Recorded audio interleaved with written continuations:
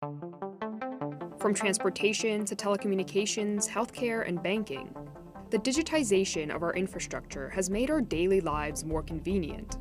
But it's also opened us up to the threat of cyber attacks. Yahoo's hack of over 500 million accounts would make it the biggest data breach ever. Equifax, which, as you know, is a very large supplier of credit information, has announced a cybersecurity incident that they say potentially impacts about 143 million U.S. consumers. Marriott announcing that up to 500 million guests with reservations at Starwood properties could have had their data compromised.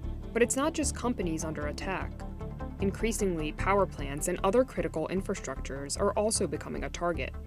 Critical infrastructure is really anything that makes up the backbone of society. Everything from transportation and airlines to banks.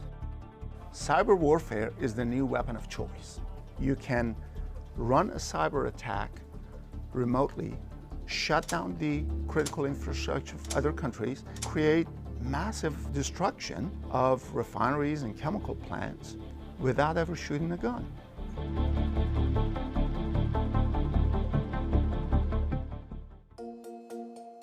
Electricity is so prevalent in our lives that we often don't even think about it until it fails to work. All electricity starts at a generator, which can be powered by wind, water, coal, or even nuclear fission. After it is generated, the electricity travels from the power plant to transmission substations, which convert it to a very high voltage so that it can travel long distances. From there, the electricity travels along power lines to another transformer, which again converts the power, this time to a lower voltage, before it goes into our homes and businesses. Often people think of the power grid as the grid. It's really not. It's a quilt made up of 3,000 or so power companies that are owned by investor-owned utilities, but most of them are rural electric associations or maybe a few owned by the government, but generally it's a mixture. This ownership disparity also means that utilities are regulated differently. The focus of the regulation is to prevent the bulk electric system from suffering a widespread outage. So it may not affect the smaller companies that are serving smaller cities or rural areas. On one hand, smaller power companies in the United States may not be as juicy of a target because they have a small amount of customers, say 25,000. But on the other hand, they may be more susceptible to cyber attacks because they don't have a big a security team or a big a security budget to focus on protecting their critical systems. That's where Systrung comes in. As a consultant for cybersecurity firm FireEye, part of Systrung's job involves teaching a digital forensics class for people who want to learn how to defend the control systems running our power plants. And to learn how to defend against an attack, you first have to learn to hack. This is a small PLC, programmable logic controller. This particular device is made by Phoenix Contact, and it's basically easy for an attacker to get into. There's a lot of vulnerabilities in it. Systrung demonstrated how a hacker may alter the functions of stop-and-go buttons that in a power facility may control something like a motor or a pump. This is a web page of this PLC, and it's been hacked. You can see whenever I try to click on the red stop button, the green start button comes on. So an attacker could go download the software and change things if they wanted to. And that's what we do in the class. In a conventional warfare attack, the first thing that is hit is the infrastructure. The refineries, the electrical systems, the chemical plants, those things that fuel the war machine. You can simply do the same thing remotely with cyber weapons. It seems like attackers have crossed the Rubicon, or they've crossed the red line in the sand, you know, they are going after control systems, whereas once no one cared. Today, there are more than 9,700 power plants in the US. Many of them were built decades ago, when operating a plant required a lot of manual labor and cybersecurity was not a consideration. But that's changing. Starting in the mid-'80s and early 2000s, the industry started connecting these control systems through the enterprise networks to the internet for the benefit of remote access, information sharing, etc. Fantastic for productivity improvement and business enhancements, but that exposed us to cybersecurity threats. The heart of a power plant is what is known as a SCADA system. SCADA stands for Supervisory Control and Data Acquisition. These systems are made up of a combination of software and hardware that allow operators to monitor and control plant processes in one central location. Besides power generation plants, SCADA systems are ubiquitous in the manufacturing, telecommunications, and transportation sectors, among others. Today, a typical SCADA system is made up of thousands of components and runs on several different kinds of operating systems. Because of this wide spread of operating systems, it creates a very complex surface that security experts have to understand before they can defend against the many different types of exploits used against those specific operating systems. Since 2010, the number of attacks have increased exponentially. The reason for it is that it's a lucrative business for ransom attackers as well as for nation states. A 2015 risk report put out by the University of Cambridge and Lloyd's, a large insurance company, posed a hypothetical scenario in which a cyber attack plunged 15 U.S. states into darkness, leaving 93 million people without power. The report estimated that the loss to the U.S. economy would range between $243 billion to $1 trillion. There is a belief that every system could be compromised, especially these control systems, since they were not originally designed for cybersecurity, unlike computers that we use at home and at work that are regularly patched and protected from cyber attacks. As reported in the 60 Minutes episode on CNBC from December 2014, the first cyber weapon to cause physical damage was used in Iran in 2010. We begin with the story of Stuxnet, a computer virus considered to be the world's first destructive cyber weapon. It was launched several years ago against an Iranian nuclear facility, almost certainly with some U.S. involvement. Stuxnet infected SCADA systems that were running Windows and Siemens software within the nuclear facility. It was used to spin centrifuges too fast until they basically destroyed themselves. This was the first time a virus of this type was used to physically destroy something within a power facility. In December 2015, hackers cut power to around 225,000 people in Ukraine. The incident became the first successful hack on utilities.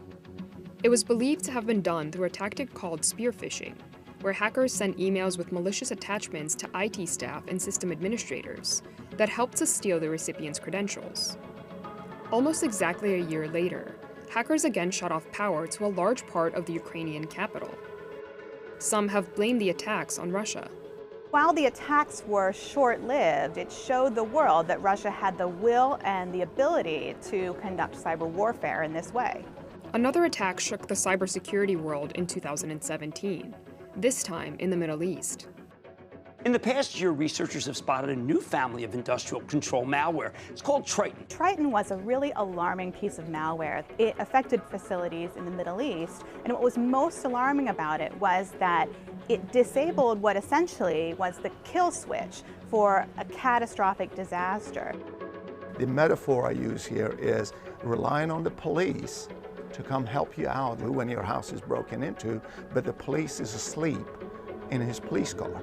That is a metaphor of that safety system being bypassed. Though there's not been a cyber attack in the US that has shut off power to the grid, hackers have still gone after utility companies. In 2016, an electric power and water utility company paid $25,000 in Bitcoin ransom after hackers locked the utility out of its computer systems. In 2018, the Department of Homeland Security and the FBI issued a joint alert warning that Russian cyber actors had been targeting U.S. government entities and critical infrastructure sectors since 2016. And in 2019, the Department of Energy disclosed a hack at an electric utility in the western U.S. Though the hack did not cause outages, it did show that our power grid was vulnerable. Most countries that the United States has an adversarial relationship with don't actually want to go to war with the United States. It makes more sense for them to conduct reconnaissance missions against our electrical grid. For that reason, it's more realistic that the types of attacks we see are in the name of gathering information or opening back doors than some sort of catastrophic attack or an attack similar to the one that we saw in Ukraine. Protecting our energy grid is essential to our national security, but there are a few reasons why it is difficult to do. For one, it's hard to even gauge how many cyber attacks there are. The reason we don't have good numbers around how many cyber attacks there are against utilities is that most of these companies simply don't report them. There's not much of an incentive for utilities or the companies that provide them with equipment to tell the public about every cyber attack they've had. They would risk panicking the public, and they might also even open themselves up to further attacks if attackers know what's working against them. That's changing. In early 2019, the Federal Energy Regulatory Commission updated cybersecurity standards for electric grids. The new standards require electric companies to report any incidents that either compromise or attempt to compromise electronic security perimeters, electronic access control or monitoring systems, and physical security perimeters. The new reliability standard also encompasses disruptions or attempts to disrupt the operation of a bulk electric system.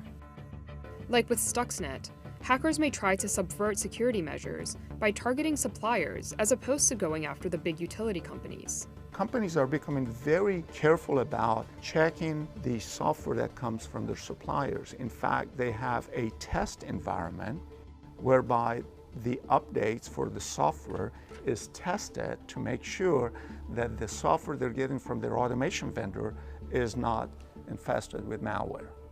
Another best practice is what is known as PEN, or penetration testing. Pen testing is a process through which you intentionally attack your own system, whether with your own people or bring people from the outside, to see how well your defenses are. But finding someone to perform this test is often difficult. There is a shortage of over 1.5 to 2 million cybersecurity experts in our industry, and that is something that's going to harm us if we don't address it more proactively.